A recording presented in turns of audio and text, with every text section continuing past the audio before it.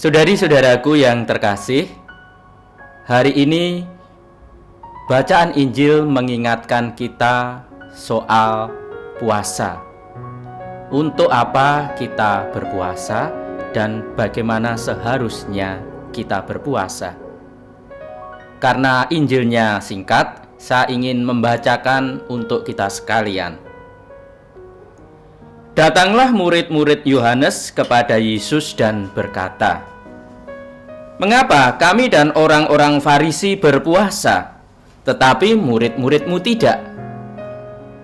Jawab Yesus kepada mereka, "Dapatkah sahabat-sahabat mempelai laki-laki berduka cita selama mempelai itu bersama mereka?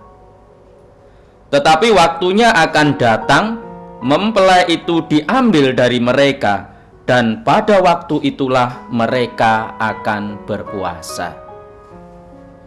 Saudari-saudaraku yang terkasih, puasa tujuannya adalah agar kita semakin dekat dengan Tuhan. Para murid Yesus dalam tanda petik tidak perlu berpuasa karena mereka sudah bersama-sama dengan Yesus. Karena mereka sudah bersama-sama dengan Yesus, padahal tujuan puasa itu dekat dengan Tuhan, dekat dengan Yesus, maka mereka tidak perlu atau tidak wajib berpuasa. Kita sekarang berpuasa, berpantang. Selama masa Prapaskah kita diajak melakukan itu.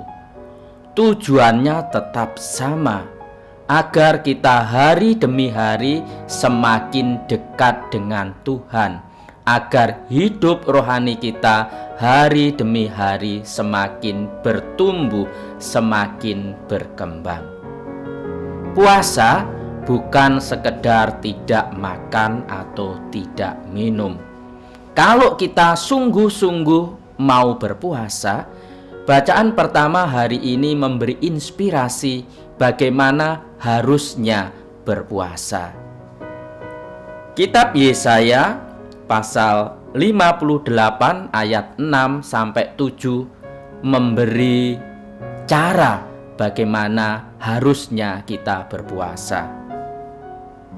"Berpuasa yang ku kehendaki ialah supaya engkau membuka belenggu-belenggu kelaliman dan melepaskan tali-tali kuk, supaya engkau memerdekakan orang-orang yang teraniaya dan mematahkan setiap kuk, supaya engkau memecah-mecah rotimu bagi orang yang lapar, dan membawa ke rumahmu orang miskin yang tak mempunyai rumah. Dan apabila engkau melihat orang telanjang, supaya engkau memberi dia pakaian, dan tidak menyembunyikan diri terhadap saudaranya sendiri." Kata-kata yang sudah lama sekali dalam zaman Yesaya ini tetap aktual untuk kita hidupi saat kita berpuasa dan berpantang di zaman ini. Berpuasa lebih-lebih adalah ajakan untuk semakin peduli kepada orang lain. Dalam tradisi gereja, kita mempunyai yang namanya APP, Aksi Puasa Pembangunan. Saat itu kita mengumpulkan dari puasa dan pantang kita untuk kita bagikan kepada orang miskin.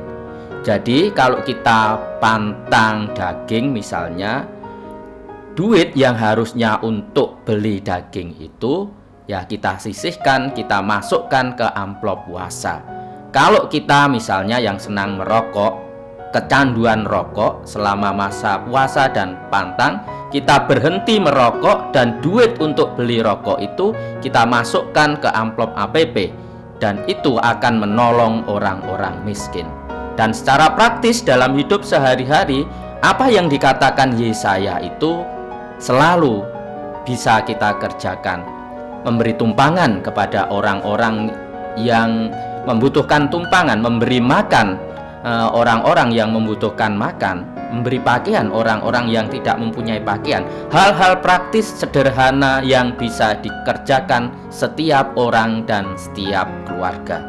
Saudari-saudaraku yang terkasih, mari kita sungguh-sungguh memaknai puasa dan pantang kita dan mengisi puasa dan pantang kita dengan kegiatan-kegiatan yang baik yang sifatnya menolong orang lain.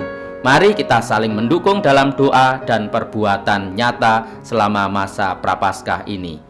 Tuhan memberkati kita sekalian.